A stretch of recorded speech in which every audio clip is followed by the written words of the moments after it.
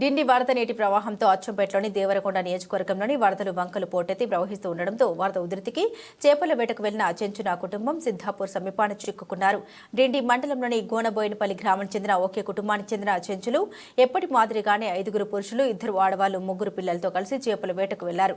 చేపల వేటకు వెళ్లిన చెంచులు ఆదివారం రాత్రి నిద్రించి సోమవారం ఉదయం తిరుగు ప్రయాణం అవుదామని అనుకున్నారు. ఇంతలో డిండి ఎగువ ప్రాంతాల్లో పడుతున్న భారీ వర్షాలకు డిండితో పాటుగా కుంటలు చెరువులు ఒక్కసారిగా సిద్ధాపూర్ ప్రాంతాల్లో ప్రవహించి ఉధృతి చెంచులు ఉన్నటువంటి ప్రాంతం నీటితో చుట్టుముట్టేసింది.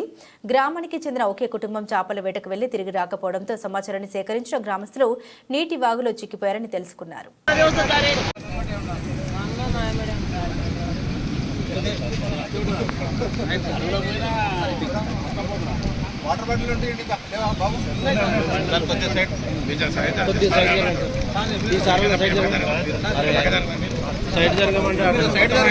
సైడ్ జరగాలి. ఇంకొకరు ఇద్దరు ఉన్నారు కదా, వాళ్ళిద్దరు తీసుకుంటారు.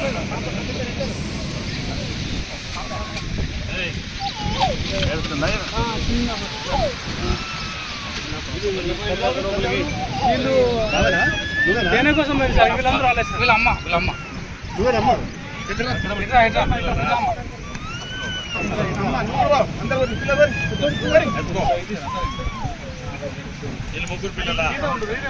ముగ్గురు పిల్లలు తీసుకొచ్చి ఇంకొక ఇద్దరు ఉన్నారు సార్.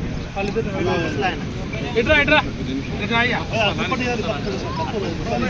నిమిషాలు ఉన్నాడు సార్. వాళ్ళు కూడా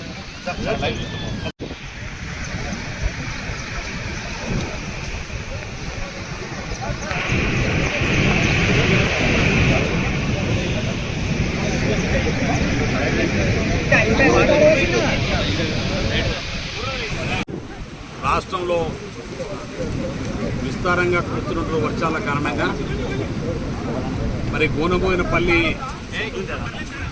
గ్రామానికి సంబంధించినటువంటి మరి చెంచు సోదరులు 3 రోజుల క్రితం చేపల వేటకానికి వెళ్ళి డిండి వాగు ఉప్పొంగడం వల్ల వారందరూ చిక్కుకొని పోయినారు.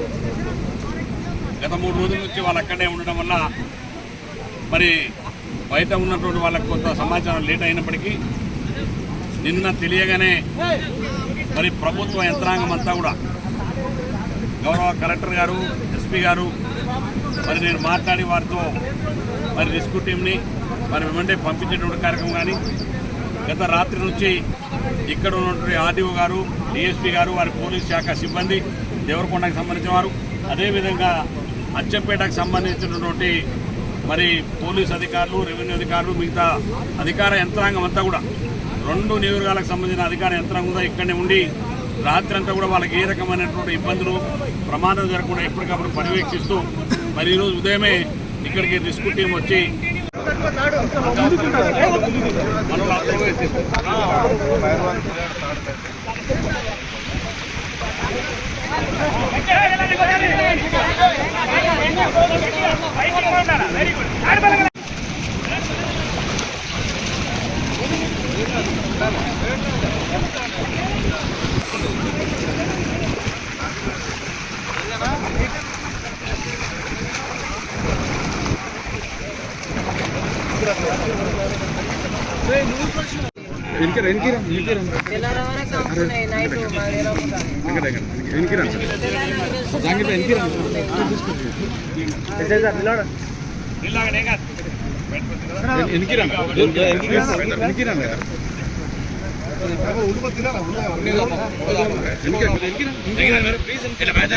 కొంచెం